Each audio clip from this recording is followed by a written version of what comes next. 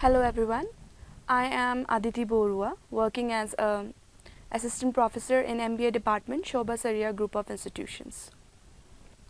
Today I am here with a video lecture on the topic New Product Development.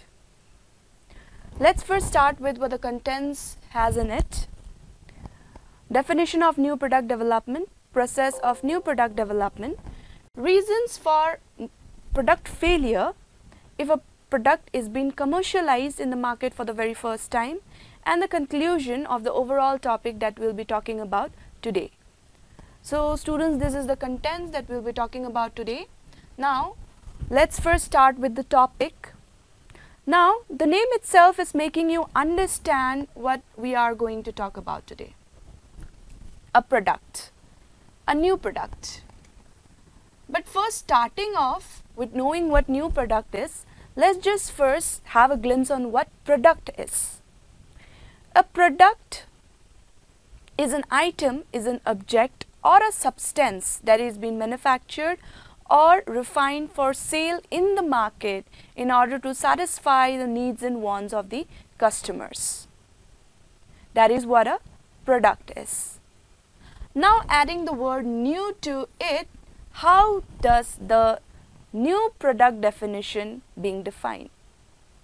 A new product is a new item, a new object or a new substance that is being manufactured or refined for sale in the market to satisfy the needs and wants of the customers. That is what a new product is. But if we talk about a marketer, then they do not just call an original product that is being brought for the very first time in the market to be a new product. A new product could be a product with modifications and improvements also. Modifications and improvements that you bring about in your existing product. That could also be called as a new product. Now talking about the word development. Development means evolution or invention of something new that is being brought to the market. A new product is an idea. Giving it a shape is called development. Now let's just go through the full word, that is new product development. Let's just have a proper definition of it. So a new product development refers to a new concept with an original product or product modifications or product improvements that is being brought to the market with all the research and development efforts in order to be sold in the market in order to satisfy the needs and wants of the customers. That is what a new product development means. I hope the definition is quite clear to you. Now let's move to the next slide, that is new product and its categories. Students, in our previous slide itself we have talked about what new product is. Now let's just go through the definition once. A new product is a product that can be offered to the market to satisfy the needs and wants of the customers. Every marketer here in the market gives hard labor in order to satisfy the needs and wants of the customers, individual customers. So a product is being made for this very purpose.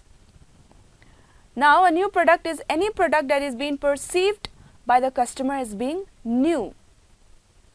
According to the customer's point of view, anything that they experience for the very first time, that is what according to them is a new product. Anything that has new features and new attributes that they have not experienced from the previous products, then that would be called a new product for them.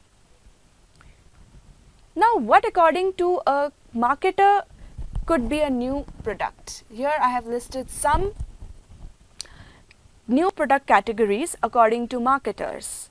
First one, new to the world. A marketer thinking of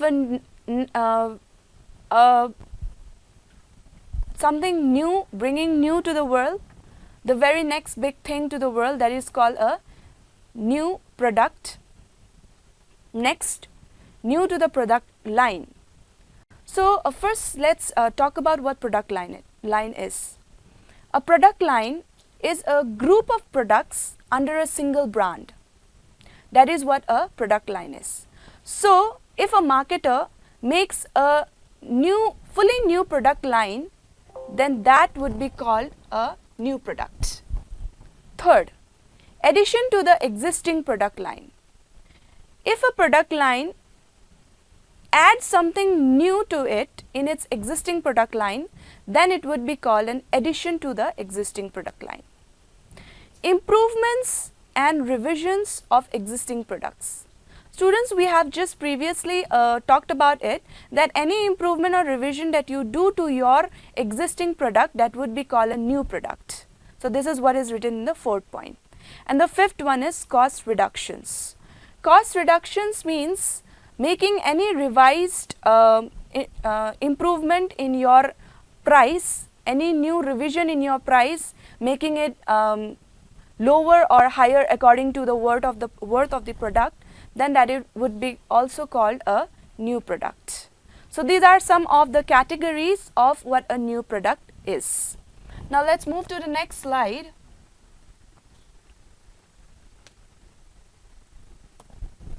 That is steps involved in new product development. In this slide, I have added the definition of product development again. So let's just have a glimpse on it too.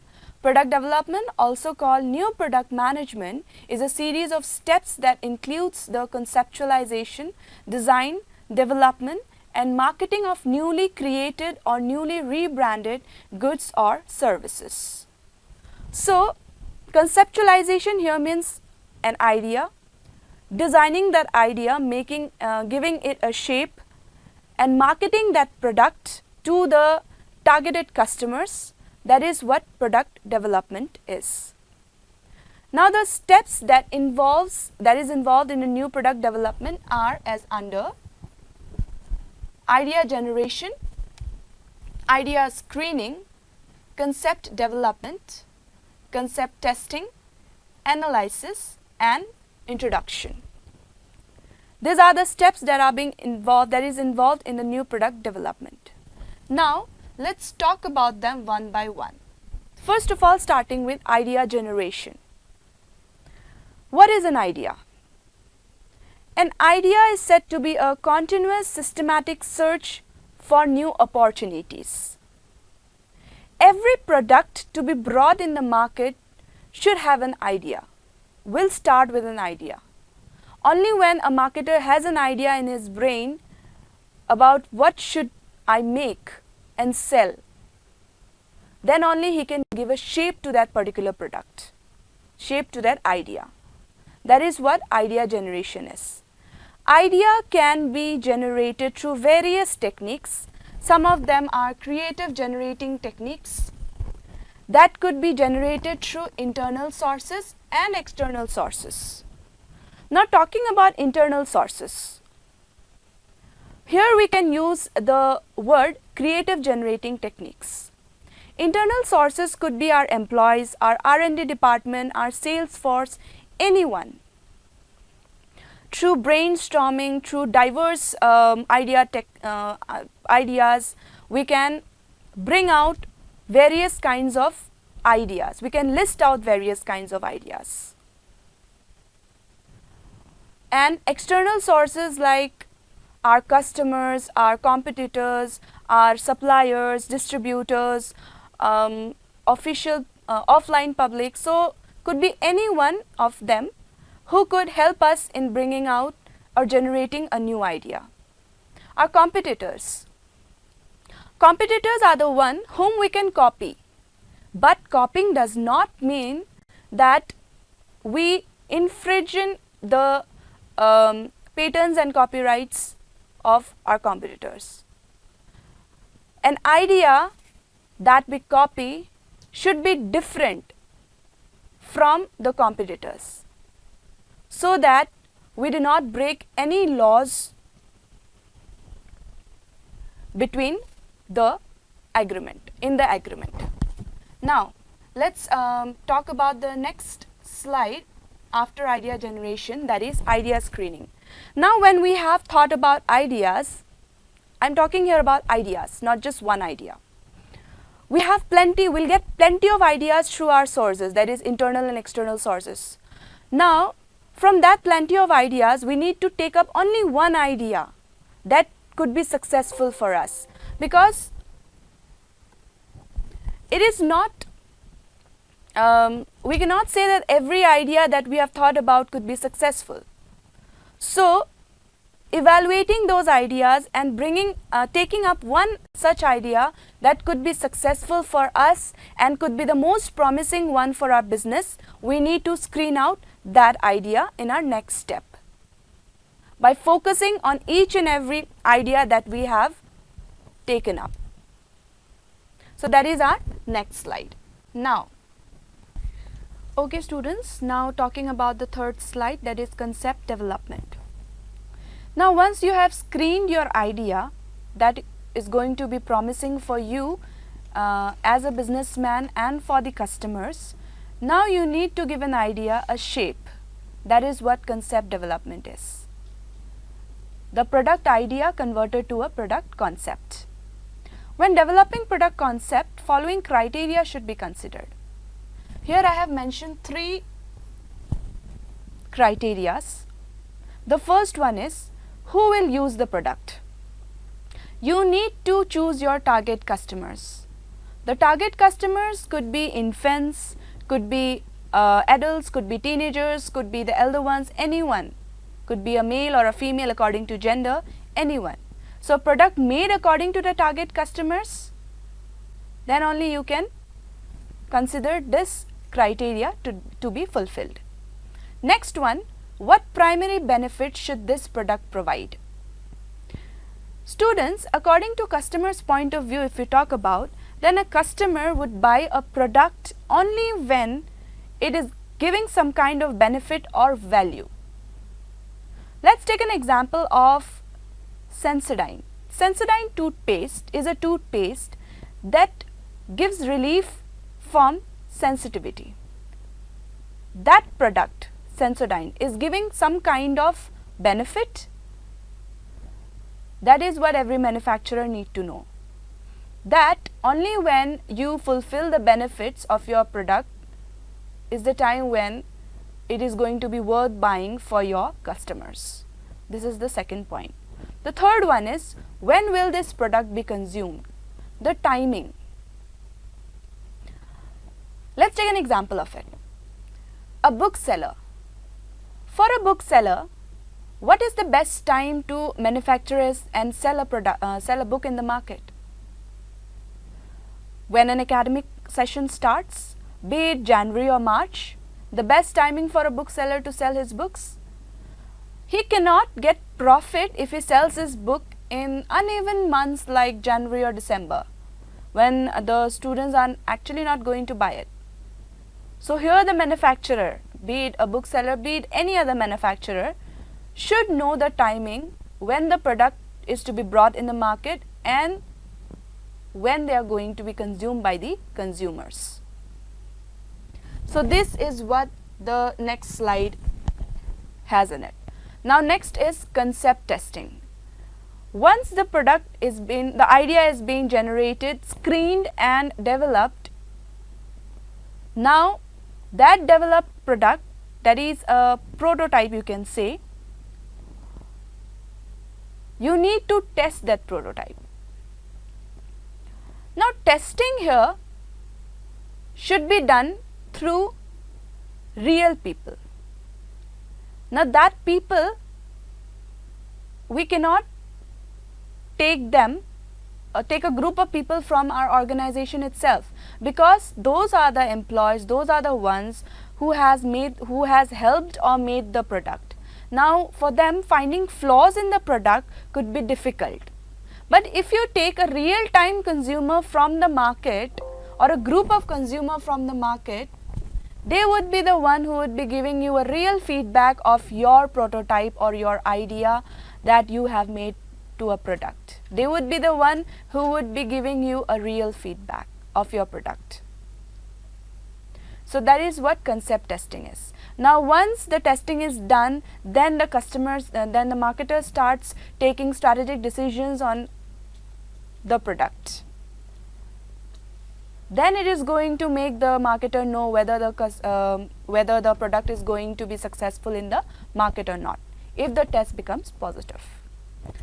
Now moving to the next slide, that is analysis. Once the real customers give the feedback of your customer testing,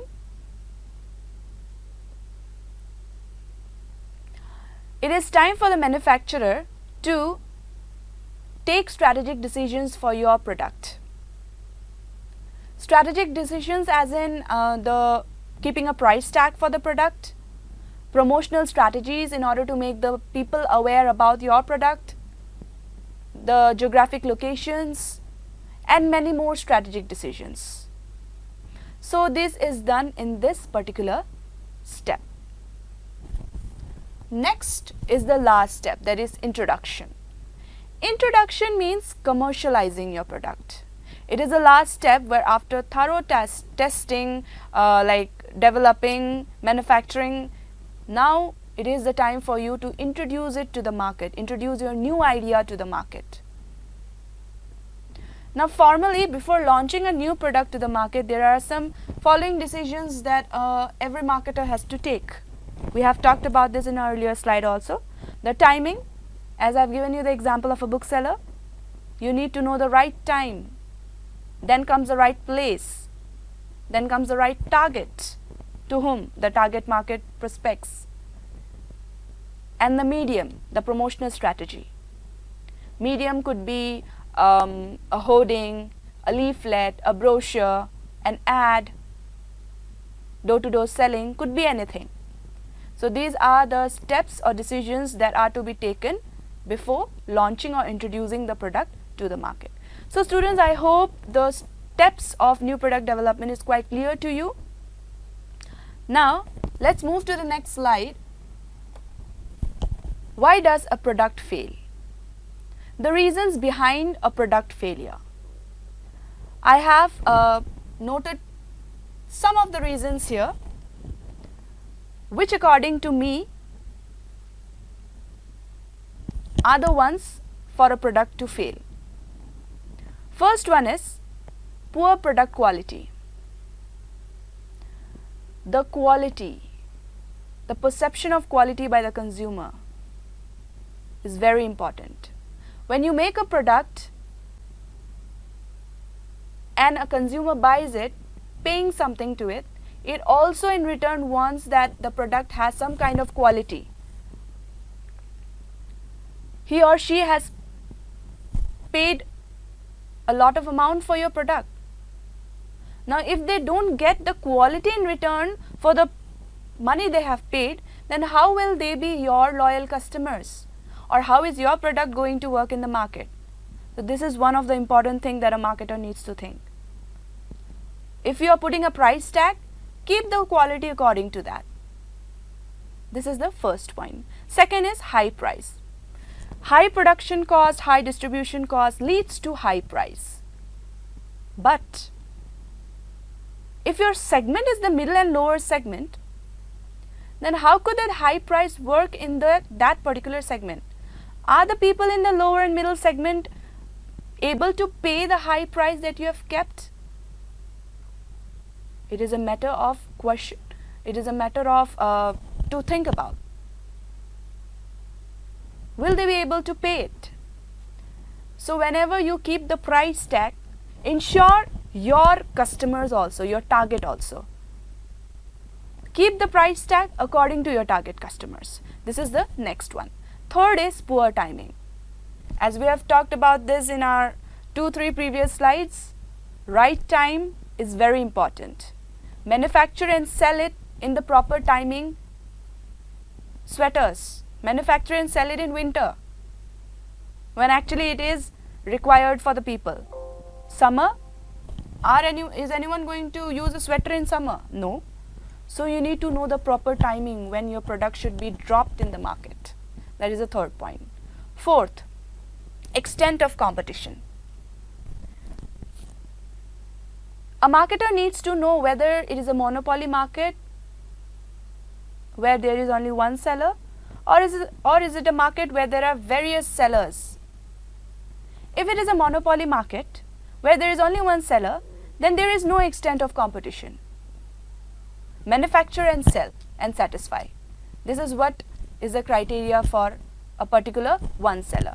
But if there is a tough competition in the market, then with similar products, then the marketers should be very precise about the product they are going to sell in the market, because they have more and more competitors. Beating them and upfronting their product in the market is a very difficult work. That is the fourth point. Next comes lack of promotional measures. Awareness is very important. You made a product, you didn't make people aware about it. How is the product going to work in the market? How are the people going to buy it if they are not aware about it? So the promotional strategies that you take should be very precise. You need to know what promotional strategies could actually point your customers. You need to know that which promotional strategy, an ad or a door-to-door selling or hoardings, leaflets, what is actually going to help me in making people aware about my product. If there is a poor promotional strategy being used by a marketer, then there will be a product failure, because the product will not reach to the target customers. That is the next point. Now moving to the next point, that is faulty distribution policy.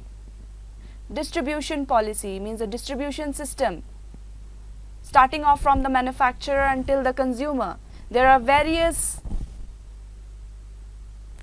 distribution people within that.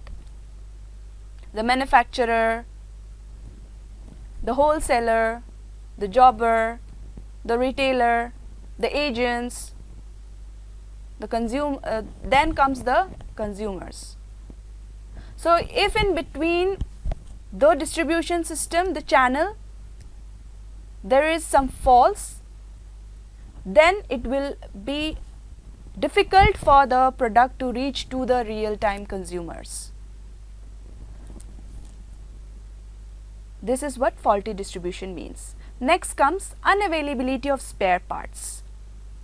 Now, if we talk about durable goods like television or fridge or washing machine or any two-wheeler or four-wheelers,